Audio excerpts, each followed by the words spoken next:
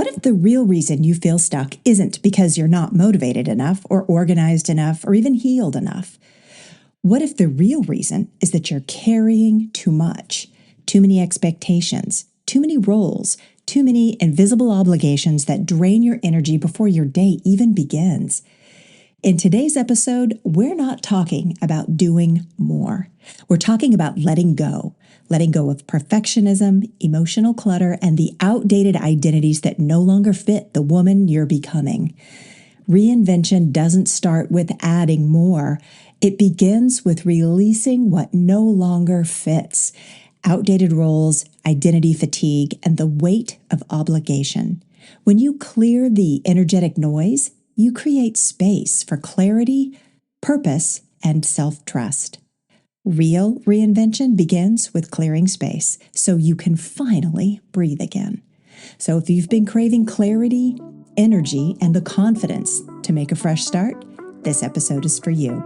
Let's begin.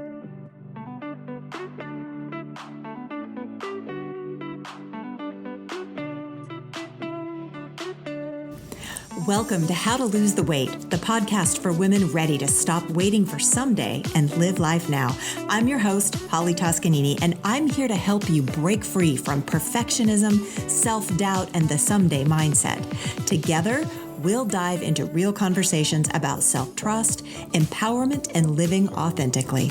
If you're ready to reconnect with your intuition and step into your power, you're in the right place. Let's lose the weight and start living fully right now.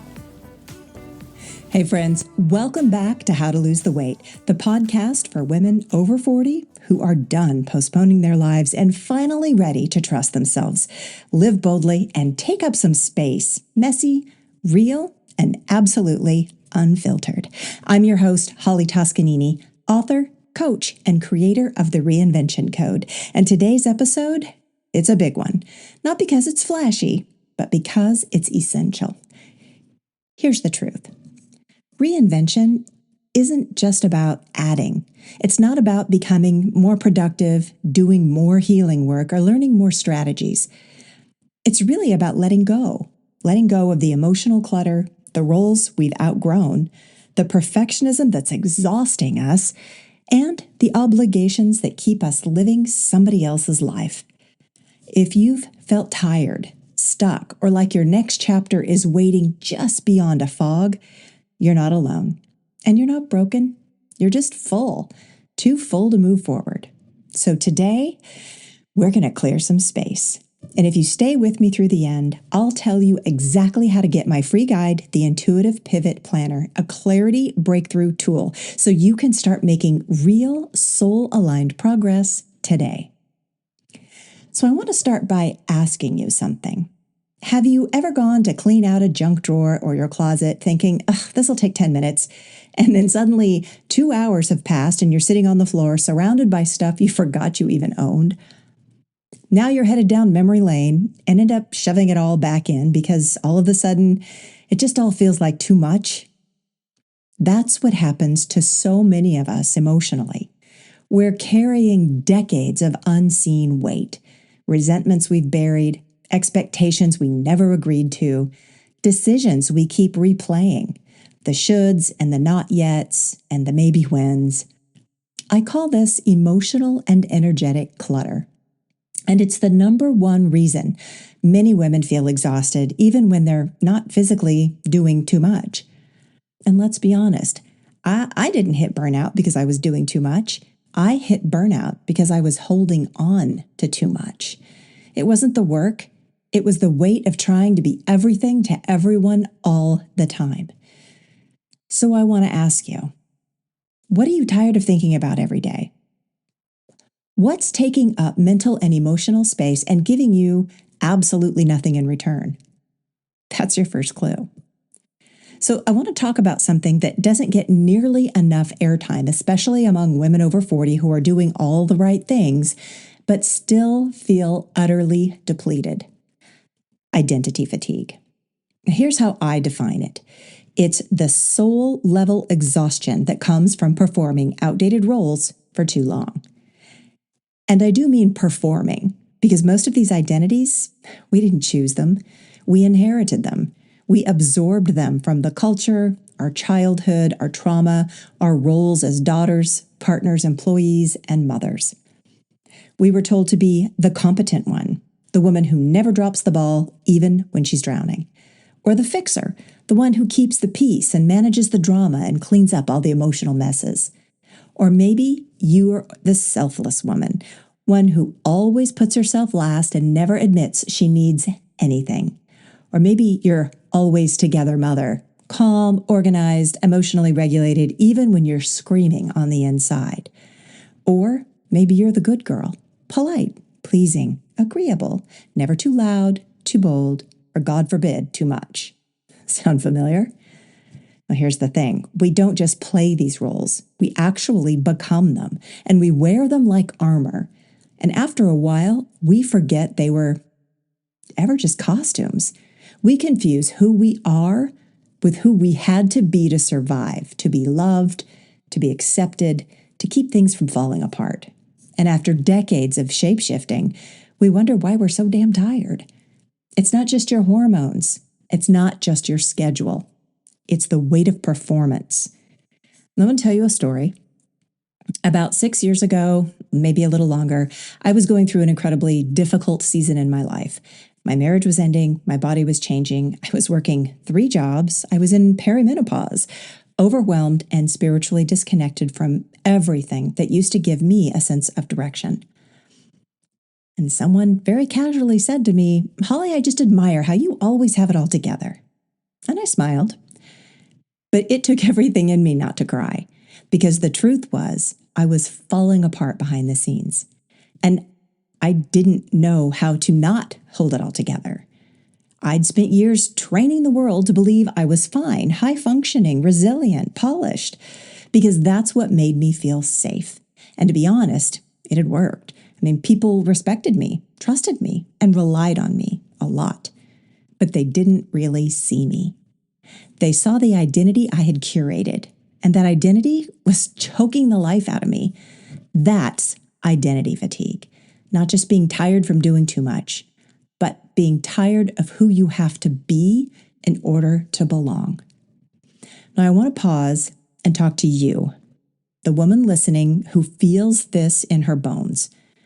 Maybe you're the one your friends and family lean on, the one who holds it all together, the one who says, "I'm fine," when you're anything but, the one who never lets anybody down, even if it means constantly letting yourself down. Or maybe you're the achiever, the woman who has degrees and titles and a color-coded planner, but inside you feel like you're disappearing. You've outgrown the life you worked so hard to build, and now you're scared to admit it out loud. Because if you stop being who they expect you to be, what happens to the relationships, the respect, the version of you people have really come to depend on? Here's what I know. You are allowed to change. You are allowed to outgrow old identities. And you're allowed to walk away from the roles that once kept you safe, but now keep you small. And I get it. The thought of letting go of those roles can feel terrifying because they've given you structure, recognition, purpose, love. They've helped you survive. But you're not here to survive anymore. You're here to live fully, boldly, and truthfully. And that means dropping the performance. Because who you are underneath the roles is so much more powerful than any of the masks you've worn to be liked or respected or even approved of. So if you're a journaler like I am, and if you're not, maybe today's the day to start, I'm going to give you a journaling prompt. Take this into your heart, into your notebook, and into your walk later if you need to let it marinate a little bit. I want you to ask yourself, what role are you afraid to let go of because it's how people know you? What role are you afraid to let go of because it's how people know you? Go ahead, let the answer come, and it's okay if it's messy. Let it be raw. Let it be true. Because that answer, that's where your reinvention begins. And no, letting go of that identity doesn't mean losing who you are. It means finally remembering who you've always been beneath the conditioning. And that woman, she is worthy. She is whole, and she is already enough. So let's move on to name the two forces that fuel so much of this stuck energy: perfectionism and obligation. I'm going to start with perfectionism. We think if we can just get it right, be good enough, polished enough, healed enough, together enough, then we'll finally feel safe. We'll finally be able to rest or be seen or move forward. But the truth? Perfectionism isn't protective. It's paralyzing. It keeps so many of us so busy trying to do it right that we never actually do it real. And now add to that obligation, which are these expectations we carry from our family, our culture, our career, our faith communities. These obligations are rarely questioned. They're inherited. And they sound like, but she's always counted on me. I should be grateful. This is just how things are. Obligation without consent is just another form of self-abandonment. So if you felt like your energy is always leaking, it's probably flowing into things you never consciously chose. And guess what? You're allowed to renegotiate what you give your energy to. Letting go of these patterns isn't failure. It's actually freedom. Now, I know this all sounds big, but here's what I want you to know and to take away from this episode today.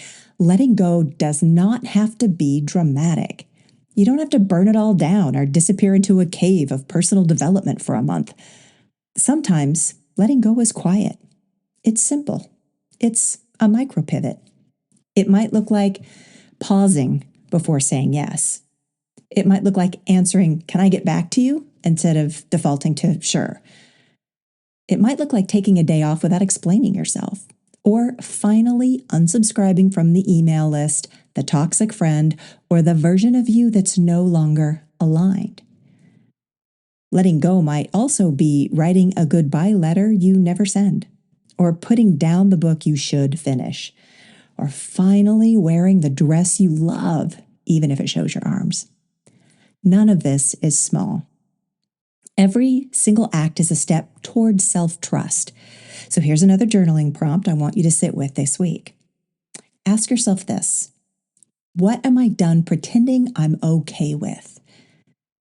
What am I done pretending I'm okay with?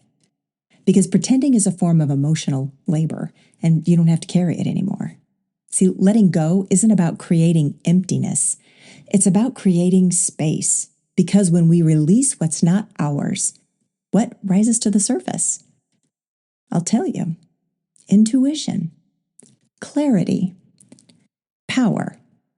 And that is the starting point for the reinvention code.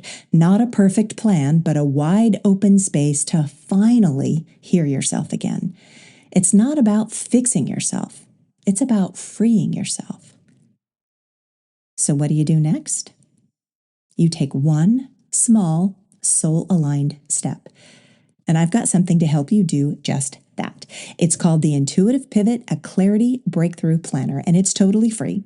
Inside, I walk you through my 3-step process to get honest about what's no longer working, get clear on what your soul is craving, and get moving with one micro pivot you can make today. I'll put the link in the show notes, or you can download it from my website. And if you're ready for more than a micro shift, if you're ready to finally stop waiting and start living, I want to personally invite you to join the free masterclass, The Reinvention Blueprint. Build confidence without conditions and map your next chapter now. The class is Saturday, September 6th, 2025 at 10 a.m. Pacific. And I will leave the link in the show notes, or you can also register from the website. In this free class, you're going to identify the 3 hidden forces keeping you stuck and how to finally break free. You're going to learn the number 1 shift that builds real confidence even before you're ready. And you're going to walk away with my midlife reinvention map so you can start living your next chapter right now. And if you want to go deeper, I'll show you how we can work together inside my 8-week program, The Reinvention Code, which starts September 13th. So sign up for the free masterclass, The Reinvention Blueprint, so you can build confidence without conditions and map your next chapter right now.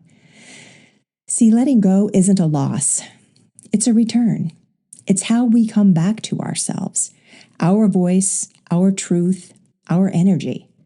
So if you've been waiting for a sign, this is it. Let go of what no longer fits and reclaim your space and begin your next chapter, not someday, but today. Until next time, trust yourself, show up, and get started today. Thank you for tuning in to How to Lose the Weight. If you enjoyed today's episode, be sure to subscribe so you never miss a conversation. And if you found value in this episode, I'd love it if you could leave a review. It really helps the show reach more women like you who are ready to step into their power. For more insights and inspiration, follow me on Instagram at Holly Toscanini or visit hollytoscanini.com. Until next time, remember, stop waiting and start living.